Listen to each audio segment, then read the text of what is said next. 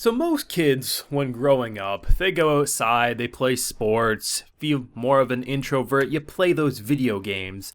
But our boy Aqua, what does he do for 4 long years? Well, he picks up Mama I's phone, and because there's a passcode, day after day getting timed out every 30 seconds for incorrect passcodes, for 4 years, 45,510 attempts or something like that, before he cracks the phone and gets a few different names of potentially who his biological father might be. And by the end of episode 3, Oshinoko says, DNA acquired. Is this going to be the man? Well, that'd be a very short revenge story, but damn if this isn't exciting. I have a full live reaction to this wonderful episode available on my Patreon, so if you do want to see my full uncut thoughts, you can head on over there and consider supporting.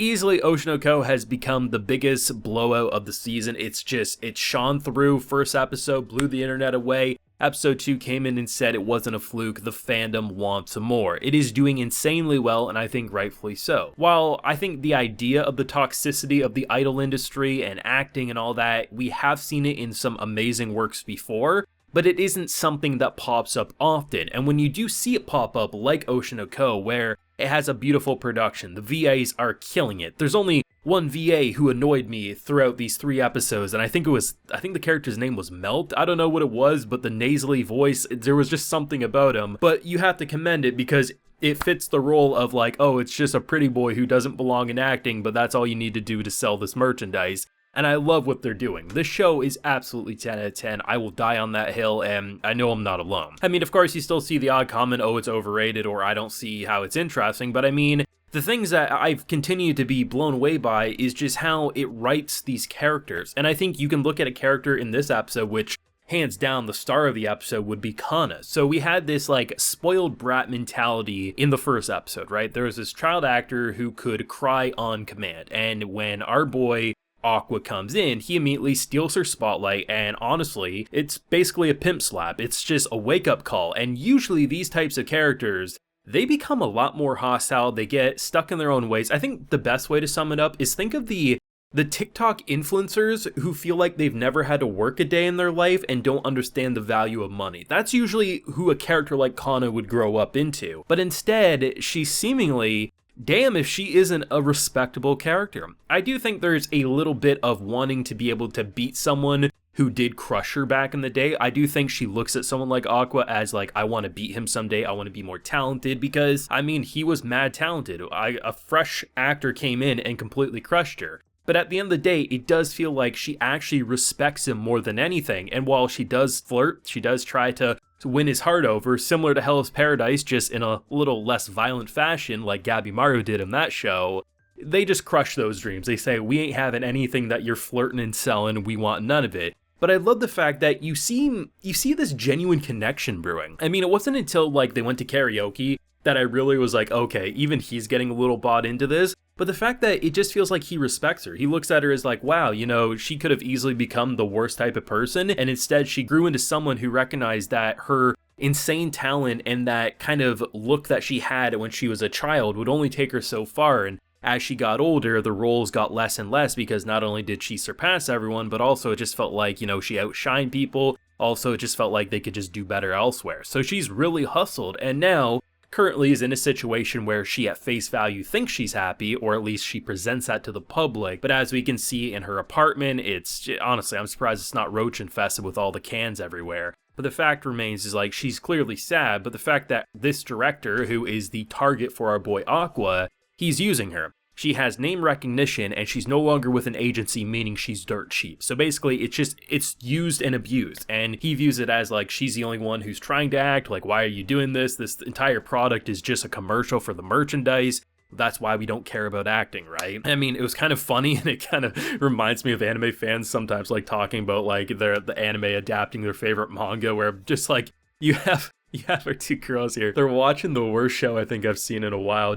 It reminds me, I don't remember the name, someone will probably drop it in the comment section, but there was this like YouTube series that was set in a hospital and they took like TikTok people to be the actors in the show. The only reason I know of it is because Charlie, aka Moist Critical, he reacted to that thing and it was the cringiest thing ever, but he made it hilarious. It kind of reminds me of that. They take these like idols or these models and they throw them into this role, and just watching them just shit talk, be like, yo, that wasn't in the manga, like what are we doing here? Why are they making it this cringe? And then here's our boy getting a role to be the stalker. And I mean, I just love it. I love that this show is just so like, it's on the nose in the best way. Whether it's calling out the idol industry, whether it's like, honestly, like the same type of conversations we have, whether it's a manga turned to live action TV or a manga turned into an anime. I just love those types of conversations in the middle of a revenge story. I honestly thought the way he was going to get DNA would be through like a coffee cup or something, because I thought that would be the direction. I know he's been talking about getting hair, but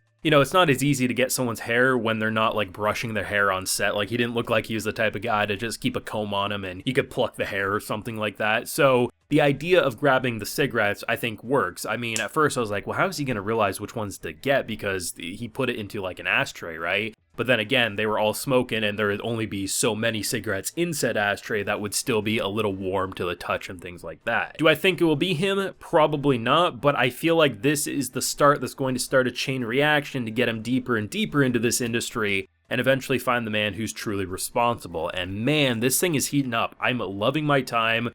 We've watched a lot of this show. It doesn't feel like it just because we're only done episode 3, but then when you remember how long episode 1 was, we've watched like half a core's worth of content and it shows in the quality. Great backstory, the time skips, they work elegantly, and just the fact that the characters are so much more than meets the eye. Kana has no right to be as an amazing character as she is, but seriously, like she's stealing the show alongside Aqua and Ruby, which is saying a lot about the character writing and the quality of this show in general. I mean, it's no surprise that a lot of people are calling this their anime of the season or one of this year's potentially best, and honestly, it doesn't feel like an exaggeration. It's not like we watched one episode, like 20 minutes, and we wrote it off as like, yeah, it's one of the best. Like, we really have seen more than most shows would show in this amount of time, and man, I'm so excited because when you look at characters like Ruby, who are looking at it as mom would be proud, I'm living up to being an idol, you're living up to being an actor.